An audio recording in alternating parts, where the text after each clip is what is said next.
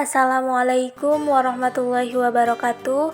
Perkenalkan, nama saya Nailisa Adah, mahasiswa Universitas Islam Al-Ihya Kuningan dari Prodi Pendidikan Agama Islam semester 4. Dengan video ini saya akan menjelaskan materi mengenai pengembangan media pembelajaran berbasis teknologi informasi. Nah, apa sih media pembelajaran? Menurut Depdiknas 2003, istilah media berasal dari bahasa Latin yang merupakan bentuk jamak dari medium, yang secara harafiah berarti perantara atau pengantar. Makna umumnya adalah segala sesuatu yang dapat menyalurkan informasi dari sumber informasi kepada penerima informasi.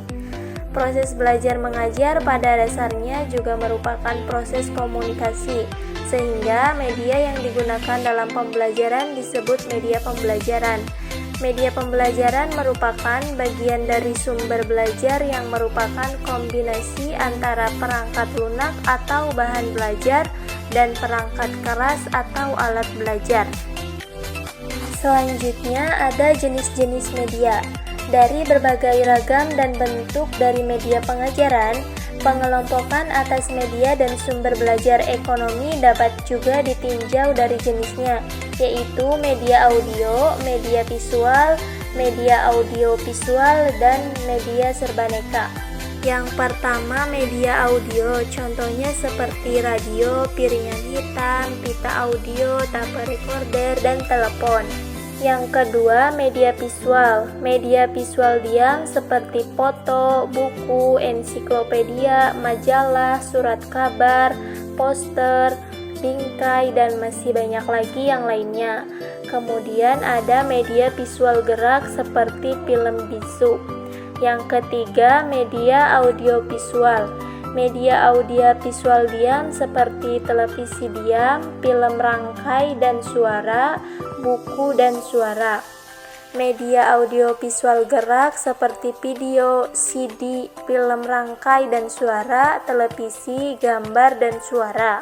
Kemudian yang keempat, media serbaneka. Yang pertama, papan dan display, contohnya seperti papan tulis, papan pamer, atau pengumuman, majalah dinding, papan magnetik, whiteboard, mesin pengganda. Yang kedua, media 3 dimensi seperti realia, sampel, artifak, model, diorama, display.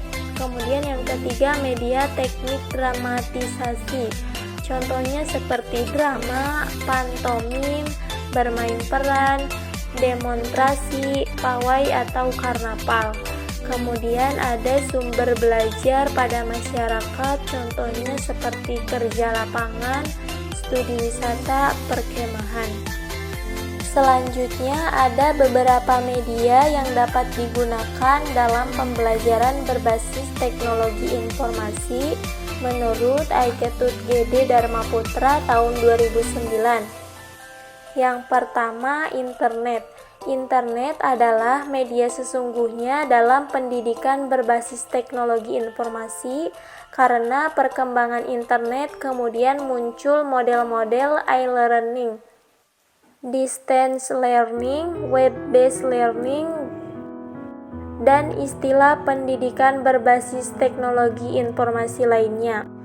Internet merupakan jaringan komputer global yang mempermudah, mempercepat akses dan distribusi informasi dan pengetahuan atau materi pembelajaran, sehingga materi dalam proses belajar mengajar selalu dapat diperbaharui. Sudah seharusnya dalam penerapan pendidikan berbasis teknologi informasi tersedia akses internet. Yang kedua, intranet. Apabila penyediaan infrastruktur internet mengalami suatu hambatan, maka intranet dapat dijadikan alternatif sebagai media pendidikan berbasis TI. Karakteristik intranet hampir sama dengan internet, hanya saja untuk area lokal atau dalam suatu kelas, sekolah, gedung, atau antar gedung. Model-model pembelajaran sinkron dan tidak sinkron dapat dengan mudah dan lebih murah dijalankan pada intranet.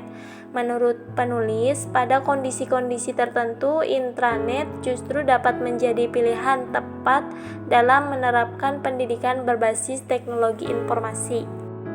Yang ketiga, mobile phone.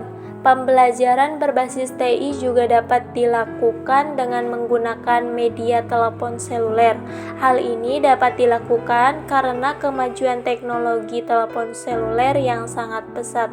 Seseorang bisa mengakses materi pembelajaran, mengikuti pembelajaran melalui telepon seluler. Begitu canggihnya perkembangan teknologi ini sampai memunculkan istilah baru dalam pembelajaran berbasis TI yang disebut m-learning atau mobile learning.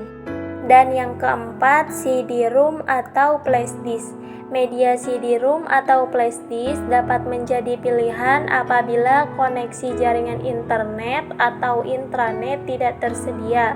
Materi pembelajaran disimpan dalam media tersebut, kemudian dibuka pada suatu komputer.